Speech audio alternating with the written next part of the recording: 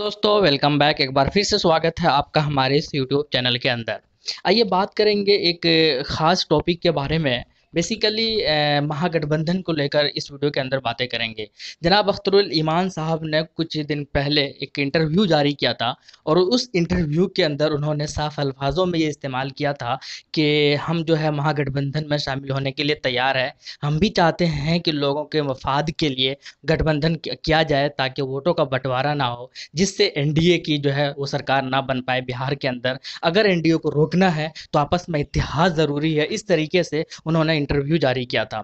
आइए उसी इंटरव्यू को बेसिकली मिल्लत टाइम्स ने तहरीर के ज़रिए एक पब्लिश किया, आर्टिकल पब्लिश किया है। उस आर्टिकल के थ्रू आपसे मैं बातें करूंगा कि उन्होंने अपने आर्टिकल में क्या पब्लिश किया है। आइए उसे जानने की कोशिश करते हैं। और बहुत कुछ उन लोगों को, वो लोग जो वीडियो को नहीं देखा था या नहीं देखा होगा अभी तक, वो अगर नहीं भी देखा है तो फिर भी आपको बहुत कुछ पता चल जाएगा कि आखिर महागठबंधन को लेकर एआईएम किस तरीके से चौकन्ना है और क्या उनके मन में चल रहा है। तो चलिए शुरू करते हैं दोस्तों। जो नए हैं वो चैनल को जरूर सब्सक्राइब करें और वीडियो को लाइक करें। बात करते हैं ऑल इंडिया यानी एआईएमआईएम ने बिहार इलेक्शन के पेश नज़र महागठबंधन में शामिल होने का फैसला किया है। और पार्टी का ये मानना है कि बीजेपी और जदयू को बिहार की हुकूमत से उखाड़ने के लिए कोई एक मजबूत इत्तेहाद बनना बेहद ज़रूरी है। और उस इत्तेहाद में एमआईएम को शामिल अगर नहीं किया जाता है, हालांकि एमआईएम चाहती है कि उनको शामिल किया जाए, अगर शामिल नहीं किया जाता है तो फिर जो पार्टी है वो तनहा चुनाव लड़ेगी, इलेक्शन लड़ेगी। और उस वक्त सवाल जो हमेशा किया जाता है एमआईएम से कि आप इलेक्शन में जो वोट काटने का काम किया था, ये जो सवाल है वो हमसे नहीं बल्कि कांग्रेस और आरजेडी जैसे पार्टियों से किया जाना चाहिए।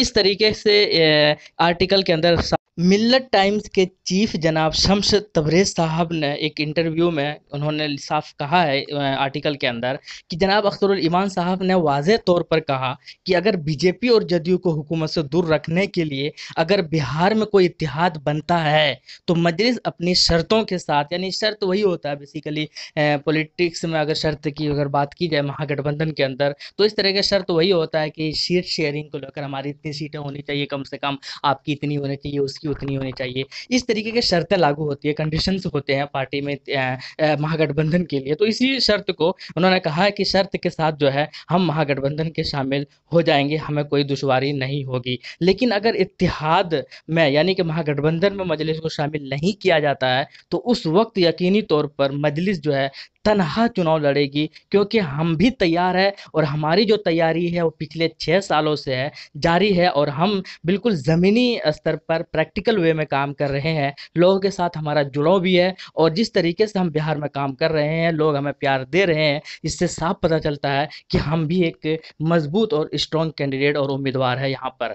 जनाब अख्तरुल ईमान साहब ने मजीद ये कहा कि बीजेपी को ना तो मुसलमानों के वोट से मतलब है और ना ही उनके मसाइल से कोई मतलब है, जबकि कांग्रेस और आरजेडी जैसे पार्टियों को सिर्फ मुसलमानों के वोट से मतलब होता है, उनके मसाइल और लीडरशिप से कोई मतलब नहीं होता। इसलिए हमने साफ कर दिया है कि मजलिस बिहार असेंबली इंतखाबात की मुकम्मल तैयारी में है। अगर इत्तेहाद में यानी कि अगर महागठबंधन में हमें शामिल किया गया तो हम खैर मकदम करेंगे और साथ मिलकर चुनाव लड़ेंगे, और अगर हमें शामिल नहीं किया गया तो हम तनहा पूरे बिहार में चुनाव लड़ेंगे। उम्मीदवारों की हमारे पास बहुत लंबी फहरिस्त है, बहुत लंबी लिस्ट है और मुकम्मल भी तैयारी है। एक एक विधानसभा पर 7-7 8-8 उम्मीदवार खड़े हैं। हमें इतनी तैयारी के साथ हम लोग यहाँ पर बिहार के अंदर अभी फ़िलहाल चुनाव के इस मौके पर खड़े हैं। उन्होंने ये भी वाज़ेह किया कि इत्तेहाद में शामिल होने की बात हम बिहार और आवाम के लिए फ़ायदे के लिए कर रहे हैं, आवाम के मफाद के लिए कर रहे हैं, इन पार्टियों से कोई भीख नहीं मांग रहे हैं।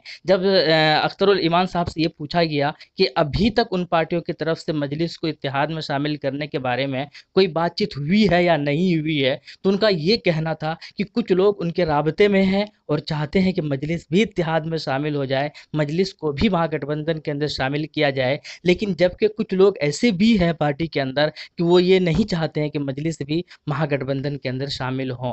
अब ये देखना होगा कि मजलिस को महागठबंधन के अंदर शामिल करती है या नहीं करती है, ये तो खैर आने वाला वक्त ही बताएगा। लेकिन इतना बात बिल्कुल क्लियर वे में ये बिल्कुल साफ तौर पर ये वाज़ेह किया गया है कि मजलिस चाहती है कि एमआईएम जो है वो महागठबंधन के अंदर शामिल हो। वो ये नहीं चाहती है कि वोटों का बंटवारा हो, क्योंकि समझदार है, वो जानता है कि हमारे कुछ डिसीजन से, गलत डिसीजन से बहुत कुछ नुकसान हो सकता है बिहार के लिए, बिहार के लोगों के लिए। इसीलिए मजलिस चाहती है कि चुनावी, क्योंकि वो तो एक पॉलिटिकल पार्टी है, डेफिनेट जाहिर सी बात है कि एआईएम जो एक पॉलिटिकल पार्टी है, राजनीतिक पार्टी है, तो वो राजनीति राजनीति का एक हिस्सा है। वो इलेक्शन लड़ेंगे ही लड़ेंगे, वो इलेक्शन नहीं लड़ेंगे ऐसा सवाल ही पैदा नहीं होता। वो इलेक्शन लड़ने के लिए ही एआईएम जो है वो हैदराबाद से चलकर बिहार आई है, लोगों की बातें सुनने के लिए ही, लोगों के मसाइल को हल करने के लिए ही, लोगों के प्रॉब्लम को सोल्व करने के लिए ही वो हैदराबाद से बिहार के अंदर आई है। और अगर चुनाव ना लड़े तो बेतुकी वाली बात होगी। इसीलिए बेहतर यही होगा